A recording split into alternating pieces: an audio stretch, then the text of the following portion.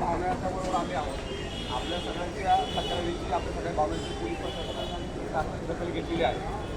आपल्या ज्या भावना आहेत त्या सुद्धा आमच्या सगळ्यांच्या भावना आहेत. आरोपीला कडक शासन व्हायलाच पाहिजे. आमच्याकडून याकरता आतापर्यंत दोन्ही आरोपीला अटक झालेली आहे. दोन्ही आरोपीला आता कोर्टामध्ये पोहोचलेले आहेत. 2 जानेवारीपर्यंत 8 दिवसाच्या पोलीस रिमांड सुद्धा मिळालेला आहे.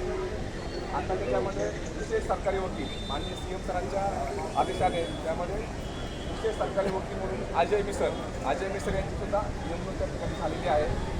CM साहेबांनी सांगितल्याप्रमाणे हा पूर्णपणे खटला जो आहे हाच त्या कोर्टामध्ये चालणार आहे. आणि टाईमलाईनमध्ये आरोपीला फाशीची शिक्षा व्हायला पाहिजे. या प्रकारचे सर्व पुरावे आम्ही गोळा करत आहोत. याबद्दल तुमचंही आम्हाला सहकार्य लागेल. आपल्या ज्या भावना आहेत त्या आमच्यापर्यंत पोहोचलेल्या आहेत आणि अतिशय हा दुर्दैवी प्रकार आहे आणि ते तुमच्या जसे आहेत तसे आमच्याही भावना त्या पद्धतीच्या तीव्र आहे. तर तुमच्याबरोबर आम्ही बी सहभागी आहोत आणि ही जबाबदारी आमची सुद्धा आहे, प्रशासन आणि पोलिसांची पण, की त्या आरोपीला फाशी व्हायला पाहिजे.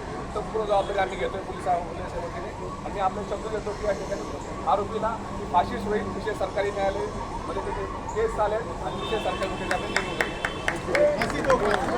100% हा त्याला फाशीच होणार.